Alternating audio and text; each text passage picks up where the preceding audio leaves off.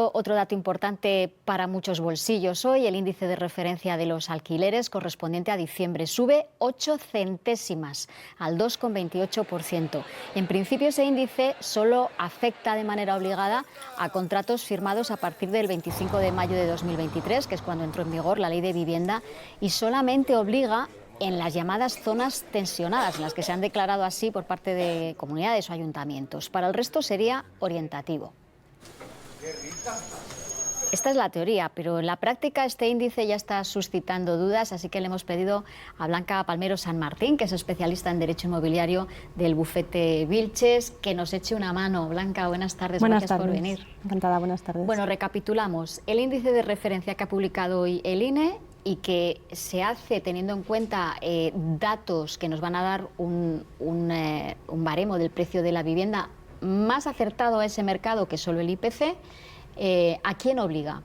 Bueno, el índice de referencia en principio obliga a todos los contratos firmados con posterioridad al 2020, como bien has indicado, al 25 de mayo del 2023, es decir, ya estarían en vigor los contratos que se han firmado con posterioridad a esta fecha, pero en principio obliga a las zonas tensionadas. Ahora bien, un arrendatario que firma hoy en día, un inquilino normal que firma hoy en día un contrato de arrendamiento, puede pedir al arrendador incluir este índice como referencia para actualizar la renta.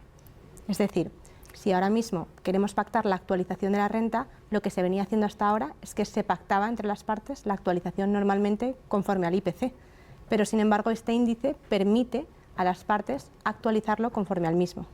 Y en este caso parece lógico que vemos hoy el IPC al 2,8, este índice al 2,28, que el inquilino quiera que sea este índice y que el propietario diga no, yo como no estoy obligado, es una referencia, yo quiero el IPC, que es lo de toda la vida.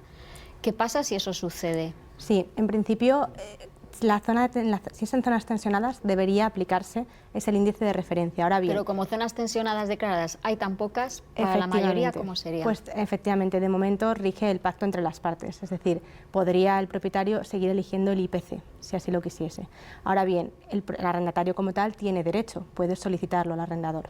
Entonces, bueno, seguimos un poco con el problema del pacto entre las partes, como podemos ver. De hecho, en el despacho es común, ya han empezado las consultas. Entonces, es esencial, y la gente lo tiene que saber, que es necesario pactar expresamente la actualización e indicar en el contrato qué índice o qué indicador vamos a tener como referencia, para que pueda aplicar este índice de referencia en lugar del IPC, porque la diferencia puede ser de cientos de euros entre un mes y otro.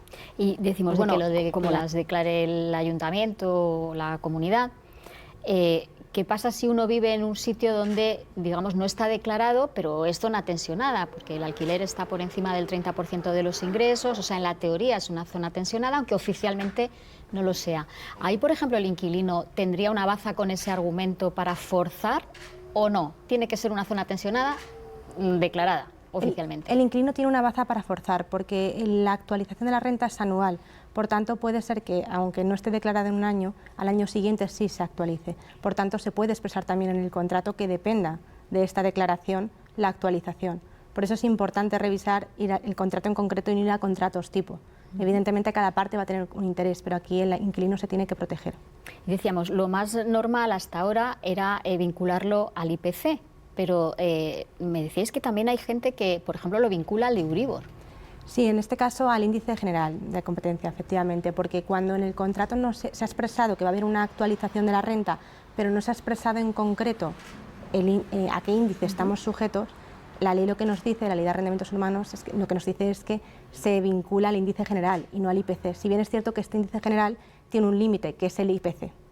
¿De acuerdo? Entonces puede variar y efectivamente para el cálculo de este pues estamos a lo que dice el Banco Central Europeo, etcétera. ¿Y hay contratos en los que se pacten otro tipo de subidas, distintas a estas que estamos diciendo, estos baremos del IPC, el Euribor, que es un poco más raro, o ahora este índice de referencia? En algunas ocasiones, más que subidas, lo que vemos es que se pactan, por ejemplo, el complemento de la renta mediante el pago de otros conceptos, como por ejemplo puede ser el pago de un suministro, el pago de un recibo al que está obligado el propietario, más que actualizaciones. Pero normalmente los conflictos vienen por entender el contrato que puede estar mal redactado. El arrendador dice que procede la actualización y el arrendatario que no procede. Esos son los conflictos que más vemos en el juzgado. Decíamos, este índice de referencia es incluido en la Ley de Vivienda, es posterior a que se haya aprobado la ley de vivienda. El que tuviera el contrato antes del 25 de mayo de 2023 quedaría fuera. Pero también estas personas podrían de alguna manera forzar, si prefieren acogerse a este índice de referencia. Podrían intentarlo, pero no tendrían un argumento legal como tal para poder someterlo, si no se encuentra en una zona declarada tensionada, efectivamente. Podrían intentarlo, pero no obtendrían una resolución judicial que les obligara a los arrendadores. ¿Qué tipo de conflictos os encontráis en el bufete con las subidas del alquiler? ¿Cuál suele ser el conflicto tipo, por decir de alguna manera? Normalmente es la interpretación del contrato. Son contratos a veces tipo lo que nos encontramos, es decir, contratos que no han sido debidamente redactados, entonces pues no se expresa claramente qué índice hay que aplicar. Entonces, a la hora de aplicarlo, pues el arrendador, sobre todo el propietario, quiere aplicar el índice del IPC, mientras que el arrendatario no quiere. Entonces, bueno, pues al final tenemos que entrar en una negociación y finalmente se dirime en el juzgado. ¿Y quién suele ganar? Suele ganar el que defiende el índice general y no la aplicación del IPC, porque la ley lo dice expresamente. También nos encontramos casos en los que los arrendatarios, los inquilinos, dicen que no tienen derecho los arrendadores a cobrar esa subida porque no estaba expresamente previsto en el contrato, y tienen razón. ¿Y cuántas veces se salta lo que hay en el contrato? El contrato dice la subida tiene que ser según el IPC, pero a lo mejor estamos viendo el IPC en el 2,8 y el arrendatario dice no, pues te tengo que subir un 4.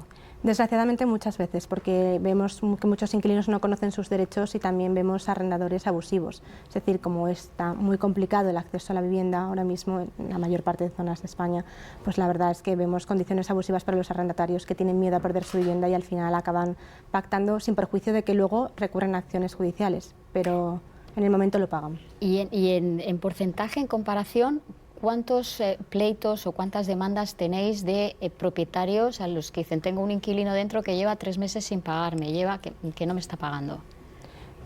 En porcentaje tenemos bastantes casos de propietarios que quieren resolver sus contratos precisamente y proceder al desahucio porque no se está pagando. Entonces, te diría que en proporción con los conflictos que tenemos por una discrepancia, estos son mayores, un 70%, sin lugar a dudas. De propietarios que pretenden desahuciar a inquilinos que no han pagado la renta. ¿Y eso es porque crees que hay más casos o porque al final los inquilinos prefieren pagar un poco más y no buscarse problemas?